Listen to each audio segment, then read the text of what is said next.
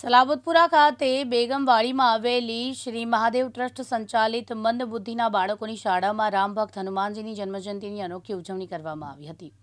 મંદબુદ્ધિના બાળકોની શાળામાં યોજાયેલી હનુમાનજીની જન્મજયંતિની અનોખી ઉજવણીમાં પ્રથમ મંદબુદ્ધિના બાળકોએ પૂરેપૂરું મંત્ર લેખન કર્યું, જ્યારે બીજા ગ્રુપમાં 35 બાળકોએ પણ સારો દેખાવ કર્યો। મંદબુદ્ધિના કુલ 60 બાળકોએ અનોખી ઉજવણીમાં ભાગ લીધો। અખિલ વિશ્વ ગાયત્રી પરિવારના સંસ્થાપક પંડિત શ્રીરામ શર્મા આચાર્યની વાણીમાં ધ્વનિ મંત્ર પર રોજ 10 મિનિટ બાળકો શાળામાં સામૂહિક ધ્યાન ધરે છે। 10 મિનિટ ધ્વનિ મંત્ર સાથે ધ્યાન ધરવાથી બાળકોમાં એકાગ્રતા આવી છે। ક્વીનર શ્રીમતી હેમાંગીની બહેનના જણાવ્યા અનુસાર ધ્વનિ મંત્ર ધ્યાન ધરવાથી બાળકોમાં વ્યવહારિક જ્ઞાનમાં પણ ફેરફાર જોવા મળ્યો છે।